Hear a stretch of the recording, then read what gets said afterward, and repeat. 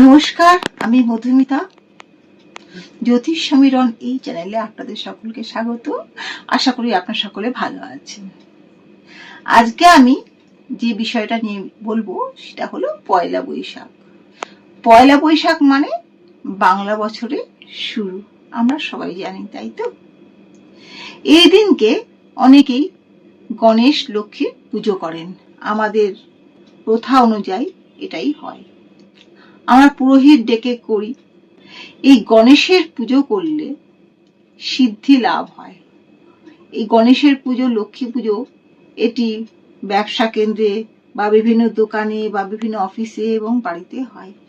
এই গণেশ ঠাকুর আমাদের সিদ্ধি দেন, অর্থাৎ আমরা যে কাজটাই করি, ব্যবসা করি, চাকরি করি, পড়াশোনা করি, সে সিদ্ধি লাভ হয়।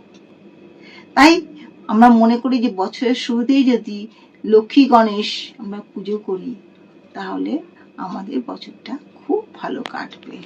এই সঙ্গে আমরা লক্ষ্মী পুজোও করি। লক্ষ্মী পুজো আমরা কেন করি? লক্ষ্মী ঠাকুর আমাদের সকলে যেটা ধারণা, টাকা পয়সা দেন, অবশ্যই দেন, কিন্তু লক্ষ্মী ঠাকুর যেটা করেন, অশুভ শক্তির নাশ করেন। অর্থাৎ উনার অর্চনা করলে অশুভ শক্তি নাশ হয়, বাড়ি থেকে নেগেটিভ এনার্জি চলে যায়, সেক্ষেত্রে কার্যসিদ্ধি হয়, অর্থাগম হয়। কারোর বাড়ি যদি অশুভ শক্তি চলে যায় এবং সুখ এমনি এসে যাবে, সেই সঙ্গে যদি অর্থ আসে তাহলে শান্তি, সুখ সবই এসে যায়। আমরা সেই কারণে মা লক্ষ্মীকে আমরা প্রার্থনা করতেই পারি যে সমস্ত অশুভ শক্তি যেন চলে যায়, আমাদের যেন অর্থাগম হয়, কারণ অর্থ ছাড়া তো সংসার চলে না। সুতরাং আমরা শুরুতেই বছরে এই পুজো করি। এবার আমরা কিভাবে পুজো করবো সেটা বলার আগে বলবো, যে কোনো পুজোর আগে সূর্যের পুজো, শিব ঠাকুরের পুজো, গণেশের পুজো তো অবশ্যই, এবং নবগ্রহের পুজো এবং সব দেবী দেবীর পুজো করতে হয়। সূর্যের পুজো যেটা করতে হয়, প্রথমে আমাদের জবা ফুল আর রক্তচন্দন নিয়ে আমরা সূর্যে অর্ঘ্য দিই।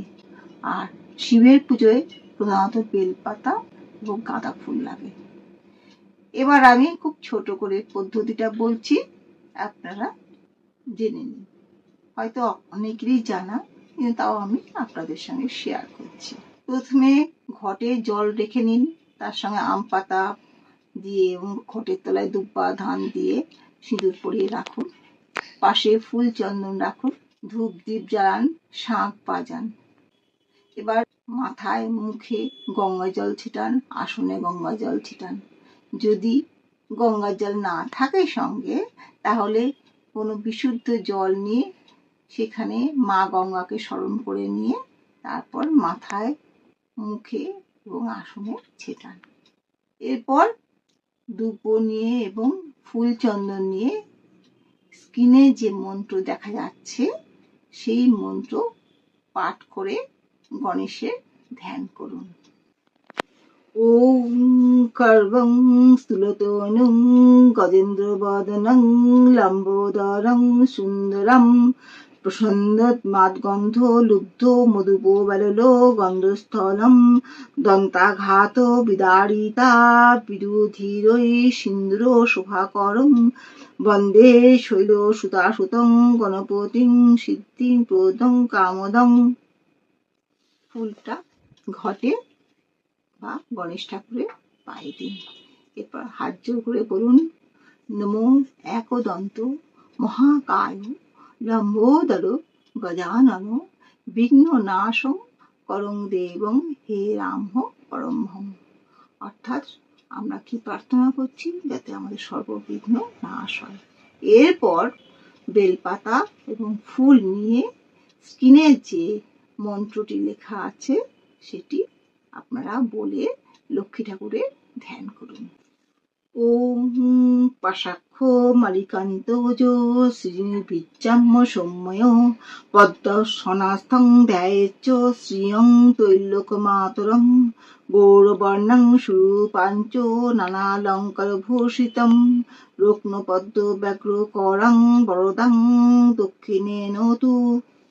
এই মন্ত্রটা বলে ফুল বেলপাতা মা লক্ষ্মীর পায়ে অথবা ঘটে দিন।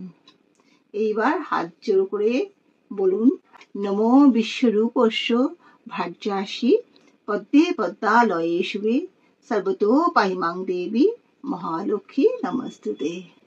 এবার সূর্যকে জবা ফুল দিয়ে তার সঙ্গে রক্তচন্দন দিয়ে হাতে জল নিয়ে সূর্য দেবতার উদ্দেশ্যে দিন। শিব ঠাকুরকে বেলপাতা এবং ফুল দিয়ে শিবের পায়ে দিন। দুর্গার নাম নিয়ে ফুল দিন, নবগ্রহের নাম নিয়ে ফুল দিন, সর্বদেবদেব বলে ফুল দিন। এইবার যে নৈবেদ্য করে সাজিয়েছেন সেই নৈবেদ্য লক্ষ্মী গণেশকে নিবেদন করুন। পানীয় জল লক্ষ্মী গণেশকে নিবেদন করুন। অন্যান্য দেবতাকে যদি দিতে চান তাহলে অন্য দেবতাকেও নৈবেদ্য জল দান করুন। এইবার ভালো করে শাঁখ বাজান। এই পুজোয় কিন্তু কাঁসর ঘন্টা বাজাবেন না। এইবার ধূপ দ্বীপ একবার দেখিয়ে দিন ভালো করে। তারপরে প্রার্থনা করুন। প্রার্থনা আপনাদের মনের যা যা বাসনা সেইগুলো মা লক্ষ্মীকে, সিদ্ধাতা গণেশকে জানান, শাঁখ বাজান। এরপর অবশ্যই ক্ষমা চাইবেন। আমাদের পুজোয় যদি ত্রুটি বিচ্যুতি হয়ে থাকে তাহলে ক্ষমা করুন। এইভাবে পুজো শেষ করুন উলুধ্বনি দিয়ে। খুব ভালো থাকুন, খুব ভালো কাটুক এই বছরটা। সবাইকে ভালোবাসা এবং নমস্কার জানিয়ে আজকের এপিসোড শেষ করছি।